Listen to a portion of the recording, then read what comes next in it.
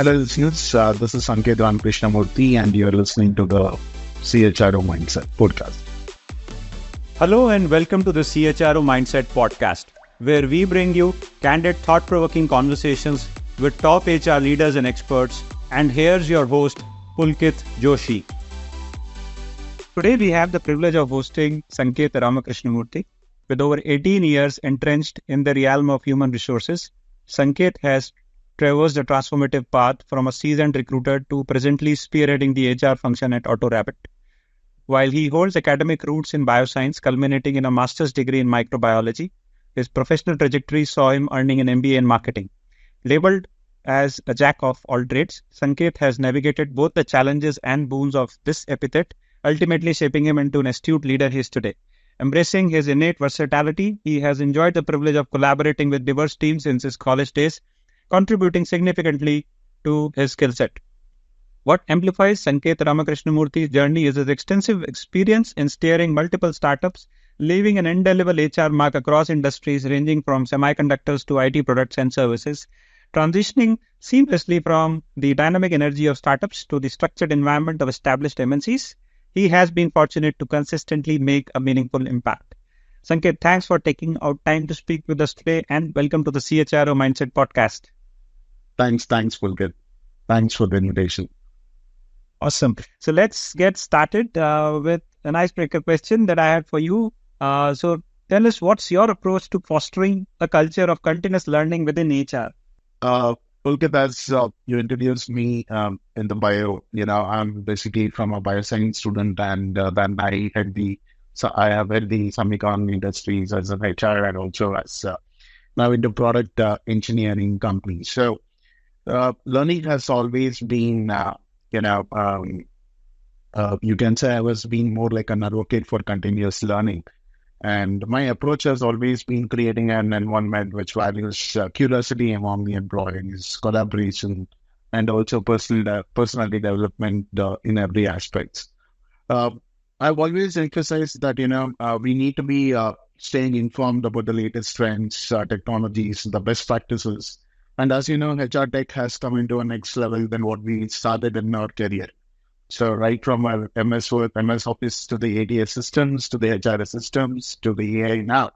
So we have seen multiple change year after year, and adapting to it, learning everything out of it, gives us more insights when we start meeting, our professionals in HR world. We meet them in the workshops, attend a lot of conferences, webinars, and also read quite a lot of books. I always believed in, we need to nurture a learning culture.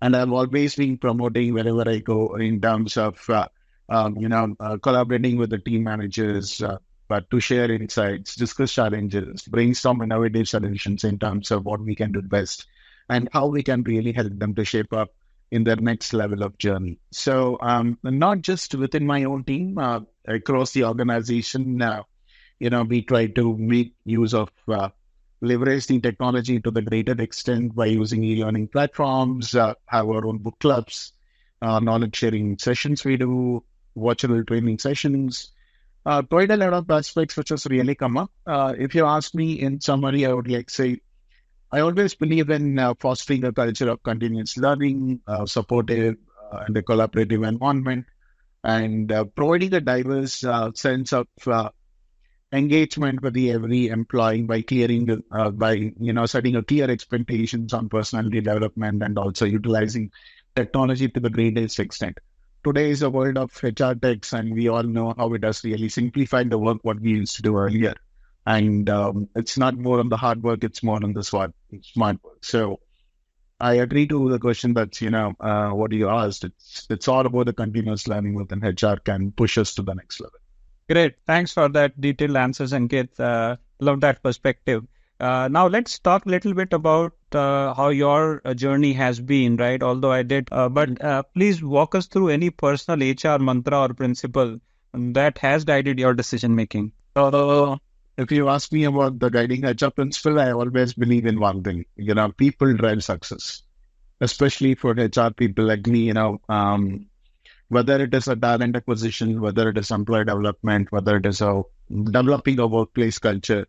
I always prioritize working with the teams. I always prioritize working with team here, listening to them, understanding what exactly they want, and then working along with them to set up the policies, practices, and procedures, building the internal culture as we want. So my journey started from being a recruiter to the head of HR, trying to learn quite a lot of nuances in the HR world, trying to understand each and uh, ambiguities that we have in terms of employees management and all. But trust me, when you have your own HR mantra or a principle like that, where people drive success, we be able to create a human centric approach where, there is a value we create for every contribution, every aspirations, and every experience of each individual, brings in quite a lot of insights to every employee who is working with me as a team member. By putting people in forefront, I've always noticed and I've always believed that creating an inclusive and supporting work environment where employees feel valued, heard, and inspired, will help us to, will help them to give their best.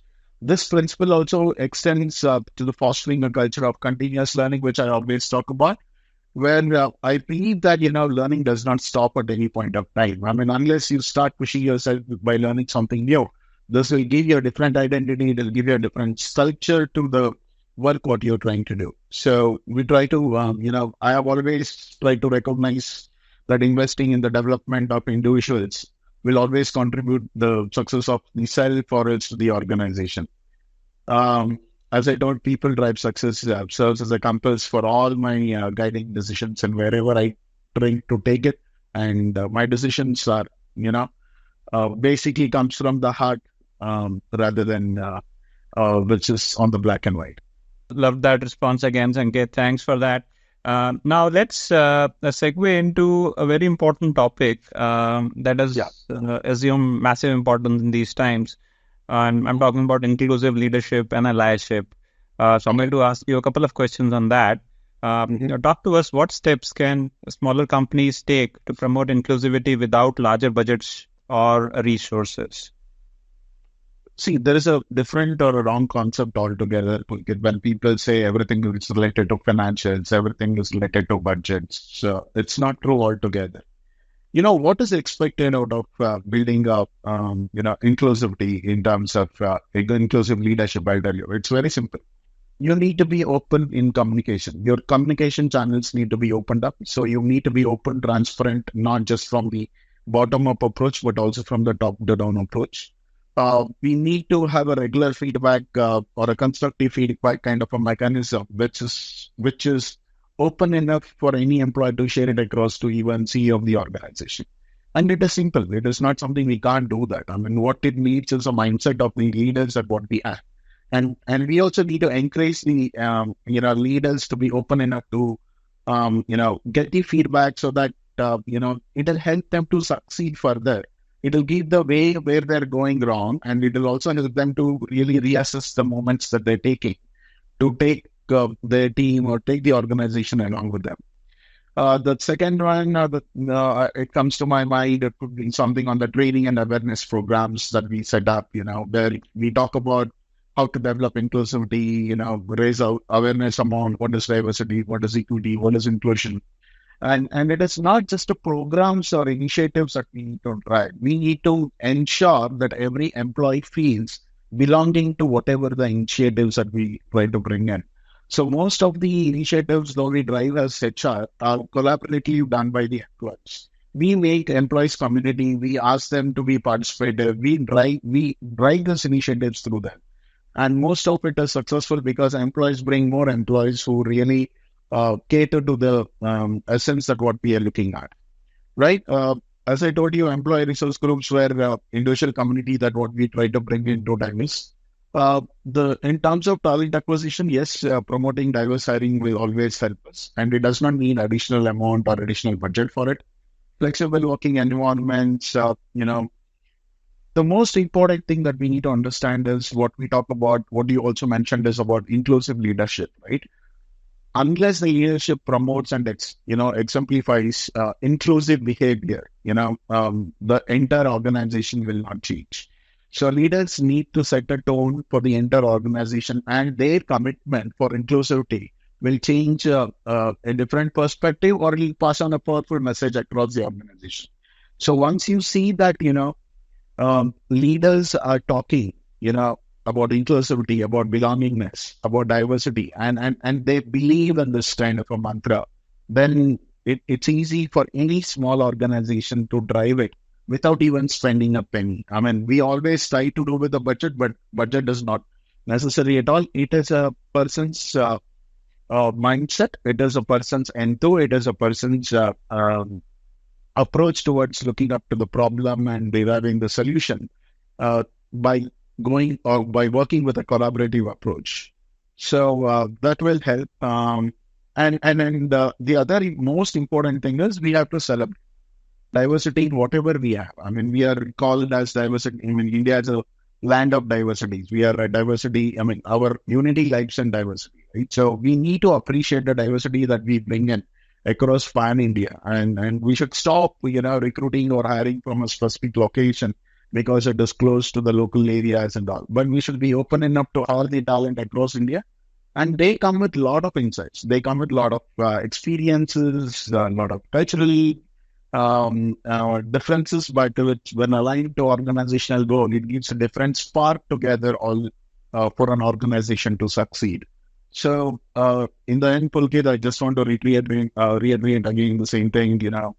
It is not about the finance. It's not about the budget. It is about the people who would like to drive this change, and people who are accepting this change, and are part of the change by adopting whatever they have in place. Great, Sanketh. Thank you. It's kind of a David versus Goliath story out there. I think there's a lot that smaller companies can do. Absolutely. At the end of the day, I feel it's the mindset game, not just the budgets or the resources game. Great. Let's continue on this very topic. Please walk us through how should HR leaders handle resistance or pushback from employees when implementing inclusive policies. See, as I told you, when we get the pushback, we will only get the pushback when we are taking a decision and trying to imply on the employees. So if you ask me, first thing I would do is I would always involve employees in the decision-making process. Because I always value their input, whatever they try to give, and, because everyone's perspective is different, but it should be considered. It is not like we go with everyone's perspective, but when you're having a discussion, and when you involve the employees, right, you will also get more better ideas than what you already have in your plate. So I would always involve employees in decision-making process, because once they know, or even 20% people were involved in the decision-making process, but still they get to know, the other employees get to know that employees were involved in this decision-making process. You already won most of it, because they will again go with what other employees would like to think about or would like to respond. The other important thing is, we need to acknowledge the concerns and listen actively. A lot of time we say, we will look into it, we'll come back to you, even before we try to understand what exactly is their perspective, what are their concerns. So I think we should start appreciating the concerns they have. We should start appreciating the perspectives. And it is important for us to have an open dialogue about those changes. And we need to ask them specific areas or specific questions on which policy or which aspects that they're not very happy about, or what does that change, what they're not happy about, and is it something that they can give us a solution for that, right? Because it's easy for anyone to come with the problem, but if someone is coming with the problem along with the solution, there is always a different dimension to look into it. I think that is something that I always look into. And educate the benefits of inclusivity. I mean, any change management and any kind of thing that you do, right? We need to create an awareness. What is that which is going to benefit the employees or the organization by bringing the change, right? So it is challenging. It It takes a lot of amount for us to discuss how these policies can be implemented in the organization. How it is to be more productive? Is it going to really help us in a longer run? A lot of questions will be there in mind, but it is always, better for us to upfront go and tell or communicate with people that what are the benefits of, bringing these changes in the organization, right? And some point of time, people believe in giving clarity of why we are doing this, what is the need for doing this, and what really brought up to this, era, change that what we are trying to bring in. So at least by providing a clear communication, what are the positive impacts that we are going to get and how they can align with our commitment for the organization and our self-development process. So that also will help us quite a lot. And most of the times, what really is again, pushback for us is, misconceptions, where people have a lot of misconceptions, they say, okay, this is not going to work that because of so many reasons. But at some point of time, they fail to give us a clarity why it will not work. Because it could be their own presumption, it could be the failure that have been seen in their past.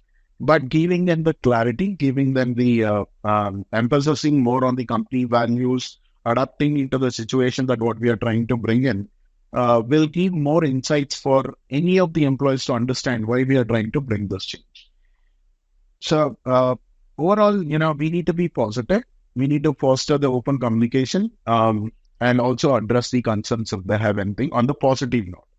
So as I told you, the decision also needs to be taken inclusive with the employees and not just going and saying, this is what we have decided, you need to just follow it up. So when you have that kind of a culture within the organization, you can anticipate there is a pushback. But inclusive workforce, where you involve people along with you, I don't feel you'll have most pushbacks coming to you. Great explanation there, Sanketh. Thank you for that.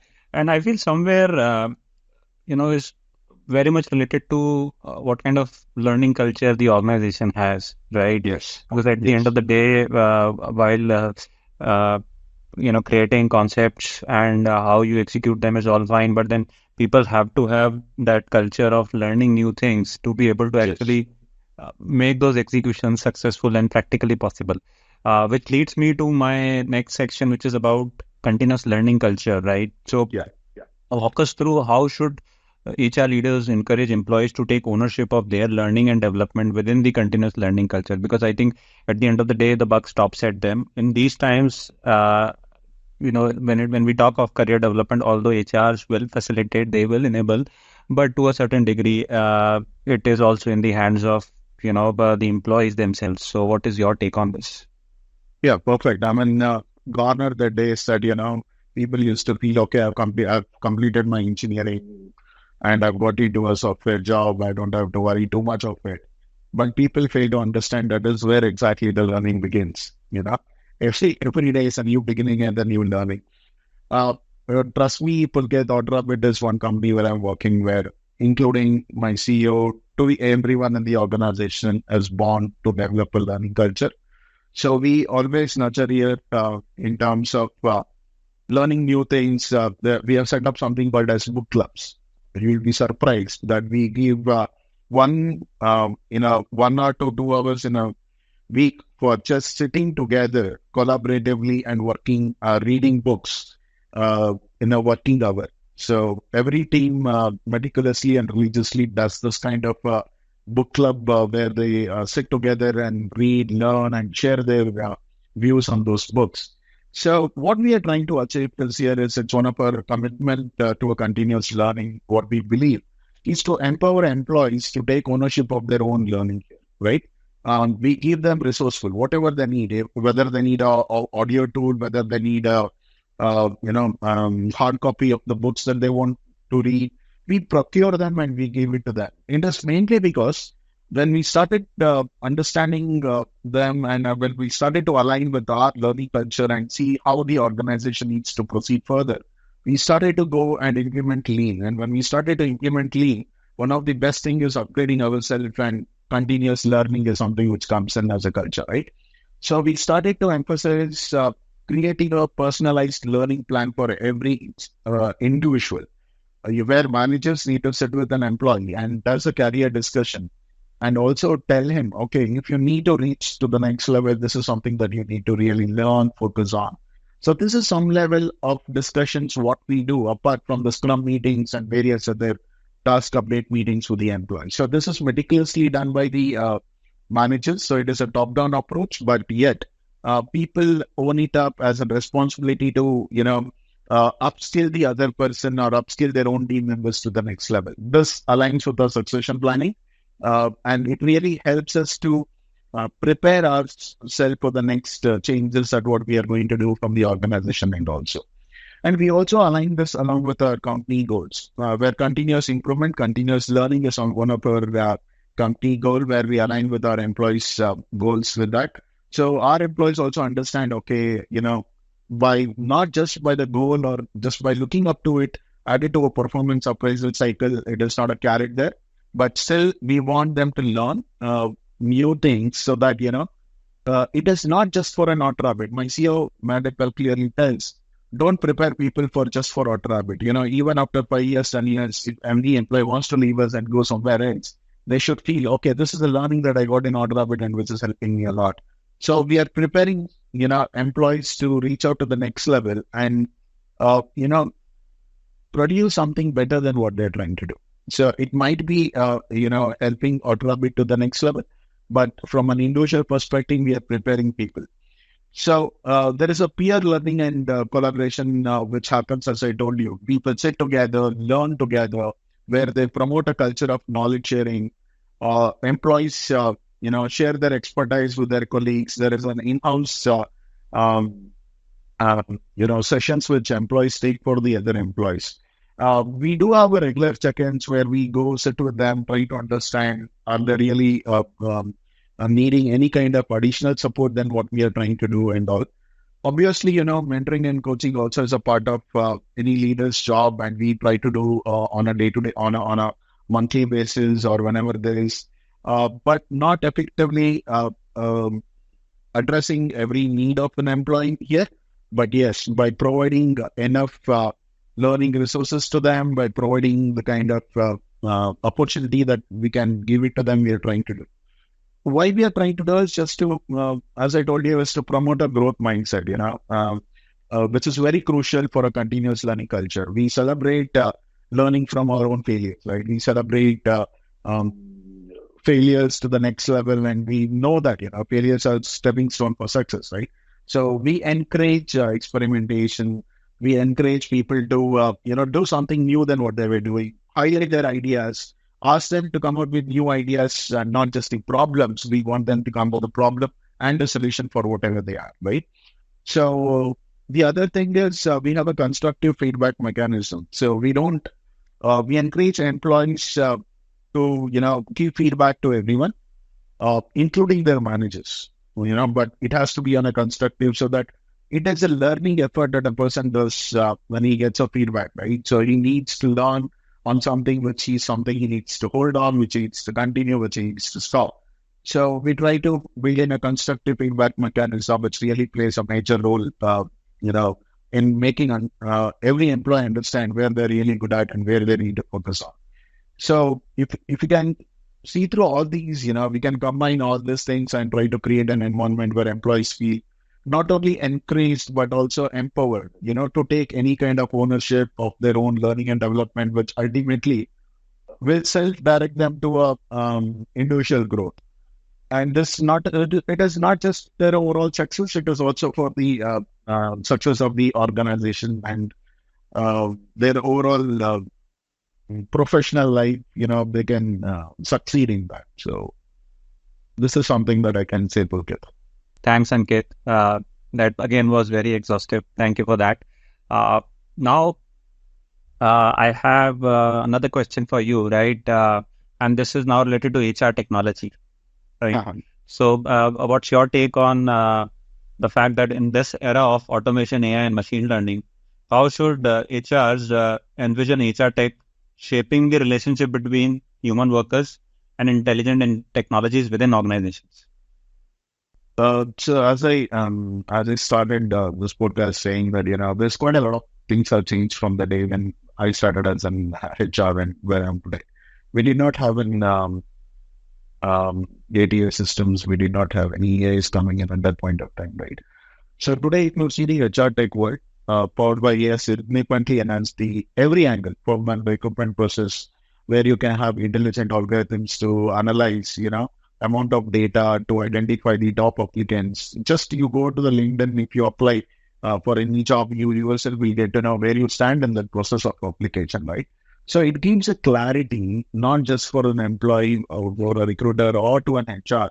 So where exactly these applications, what are the top five applications where I can screen rather than going to the 500,000 applications in India, right? I mean, one software developer position, if you post, you will get around 500 to 1,000 applicants. And screening every single profile, which looks same to same, it's very difficult. And HR Tech has really helped us out, right? I get an update now, okay, this is the 5%, 10% top applicants that you have got. So I don't have to invest my time. I'm not saying I'm biased or not seeing all those things, but at least to initially I can see this 5 to 10% applicants where they really fit into my role or not and then take a call. Then you talk, and even on the decision making, right? It is more of an augmented decision making, right? Because HR techs are equipped with so much of AI, which can support your decision making by providing data driven insights. Earlier, it was all Excel data, pivots, VLOOKUP, XLOOKUP, multiple charts. Most of our time was spent on creating PowerPoint presentations and putting it across to the management and representing it to help them to take a decisions or us to take a decision. But today, everything is so augmented, so everything is so automated that, a click of a button, I have every data, which I can download, share it across to multiple people, and it helps us in taking a lot of decisions. So, lot of innovations happening in HR tech has reduced the amount of HRs which we used to sit in front of the system, behind the system and work, rather than going upfront in front of people and touching their hearts by talking to them, listening to them, addressing their concerns, right? So this has helped us a lot. I mean, now there is even multinational companies might not get a chance like us to go and interact to an employees on a day-to-day basis. But today, with an AI augmented employee chatbots, where virtual assistants have come up, where any kind of query can be addressed in quite a few seconds. So it's a real-time support they get. Anything on their HR query, it could be on benefits, it could be on mental health, it could be something on the well-being of the initiatives.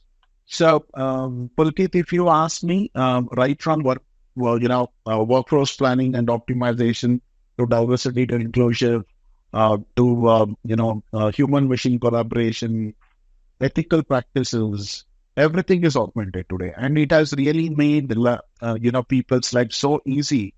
In such a world, because it is creating more efficient, inclusive, collaborative workplaces, and which will help us in striking the right balance, right, between human expertise and intelligent technologies, which is at your hand. It will certainly unlock a full potential of these advancements, shaping a positive and progressive future for the workforce. So I'm pretty happy with the kind of HR tech and AI coming in place, helping us to drive decisions in a faster and a quicker manner. Great. Thanks, Sanketh. Thanks for that elaborate answer. Now, this brings me to the last question. Please walk us through any piece of literature, could be documentary, anything that has influenced your leadership journey. Okay. As I told you, there's a continuous learning culture which is there at Untitled. So we read quite a lot of books in our working hours, sitting and collaborating thing. There are quite a few books. I'm pretty happy. There is something called as Talent Code by Daniel Coyle. Again, there is another book called as Culture Code, written by the same author. I mean, these two books really tell you what exactly it is, how to understand what is a talent about, So, what is the training? What is the learning that it helps out?